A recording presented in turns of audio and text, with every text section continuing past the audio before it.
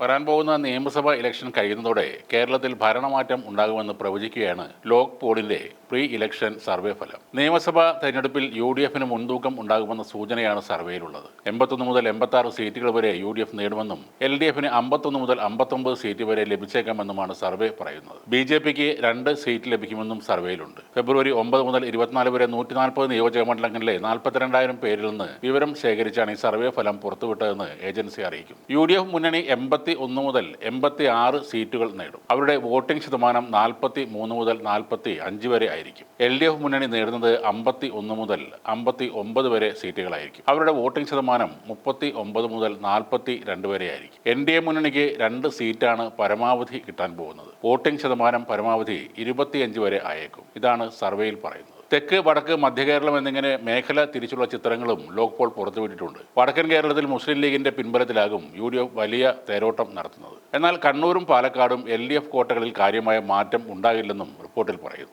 മധ്യകേരളത്തിൽ നിർണായകമാകുന്നത് Christian വോട്ടുകൾ തന്നെയായിരിക്കും. ഇത് കോൺഗ്രസിനെ സഹായിക്കും എന്നാണ് പ്രതീക്ഷ. എറണാകുളം, തൃശൂർ ജില്ലകളിൽ UDF വലിയ മുന്നേറ്റം നടത്തും. LDFന്റെ ശക്തി കേന്ദ്രമായ തെക്കൻ കേരളത്തിൽ മുന്നണി ഭേദപ്പെട്ട പ്രകടനം കാഴ്ചവെച്ചേക്കും. അതിനിടയിലും പത്തനംതിട്ട ഉൾപ്പെടെയുള്ള ജില്ലകൾ UDF തൂത്തുവാരും എന്നാണ് സർവേ പറയുന്നത്. എന്നാൽ BJPയുടെ മുന്നേറ്റം തിരുവനന്തപുരം ജില്ലയിലെ ചില മണ്ഡലങ്ങളിൽ മാത്രമായി ഒതുങ്ങുമെന്നും ഈ സർവേ പറയുന്നുണ്ട്. ഇതേ ഈ ലോക് പോൾ ടീം തന്നെയായിരുന്നു 2021 നിയമസഭാ തെരഞ്ഞെടുപ്പിൽ UDF 90 സീറ്റ് നേടി അധികാരത്തിൽ വരും എന്ന് പ്രവചിച്ചത്. കഴിഞ്ഞ തവണ 46 സീറ്റാണ് ഇടതുമുന്നണിക്ക് ഇവർ പറഞ്ഞിരുന്നത്. അപ്പോൾ കഴിഞ്ഞ വർഷത്തേക്കാൾ മിനിമം 5 സീറ്റ് കൂടുതൽ LDFന് ഇത്തവണ കിട്ടുമെന്ന് ഈ പോൾ നടത്തുന്നവർ പറഞ്ഞാൽ 105 സീറ്റുകൾ നേടി LDF തന്നെ ഭരണം നിലനിർത്തുമെന്നാണ് മനസ്സിലാക്കേണ്ടത്. ഈ സർവേ ടീം 2024 പാർലമെന്റ് ഇലക്ഷനിൽ പറഞ്ഞത് ഇന്ത്യ സഖ്യം 326 സീറ്റുകൾ നേടി ഭരണം പിടിക്കുമെന്നാണ്. BJPയുടെ NDA മുന്നണിക്ക് 194 സീറ്റുകളാണ് ഇവർ പറഞ്ഞിരുന്നത്. അതേപോലെ ഈ ലോക് പോൾ സർവേ ബീഹാറിൽ കോൺഗ്രസിന് പ്രവചിച്ചത് 30 സീറ്റാണ്. റിസൾട്ട് വന്നപ്പോൾ അവർക്ക് ആകെ കിട്ടിയത് 3 എണ്ണമാണ്. പിന്നീട് ആ 3 പേരും BJPയിലേക്കും പോയി.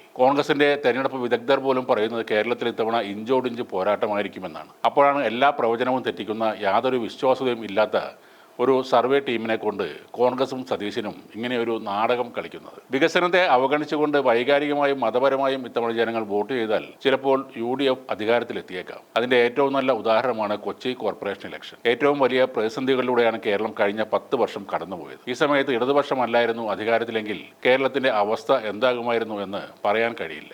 എന്തിനും ഏതിനും എതിർക്കുന്ന കമ്മ്യൂണിസ്റ്റ് വിരോധികളായ BJP കേന്ദ്രം ഭരിക്കുന്ന ഈ കാലയളവിൽ സംസ്ഥാനത്ത് ഇത്രയും വികസനങ്ങൾ കൊണ്ടുവന്നു എന്നത് ചെറിയൊരു കാര്യമല്ല. 10 വർഷം ആയില്ലേ, ഇനിയൊരു മാറ്റം ആവശ്യമില്ലേ എന്ന് ചോദിക്കുന്നവർ ഒരു മഹാദുരന്തത്തെയാണ് ക്ഷണിച്ചു വരുത്താൻ പോകുന്നത്. അങ്ങനെ വന്നാൽ കുറച്ച് സമയത്തിനുള്ളിൽ കേരളം രാഷ്ട്രപതി ഭരണത്തിലേക്ക് പോവുകയും ചെയ്യും. അതിനെ എതിർക്കാൻ പോലും ശക്തിയില്ലാത്തവരായിരിക്കും ഇവിടെ ഭരണം നടത്തുന്നത്. സ്ഥാനമാനങ്ങൾക്കായി കടിപിടി കൂടുന്ന A മുതൽ Z വരെയുള്ള ഗ്രൂപ്പുകാരുടെ വൃത്തികെട്ട കളികളാവും നമ്മൾ കാണാൻ പോകുന്നത്. വികസനത്തെ എതിർക്കുന്നവരാണ് കേരളത്തിലെ ഭൂരിപക്ഷം ആളുകൾ എങ്കിൽ അവർ അർഹിക്കുന്നതും ഇത്തരത്തിലെ ഒരു ദുരവസ്ഥ തന്നെ ആയിരിക്കും.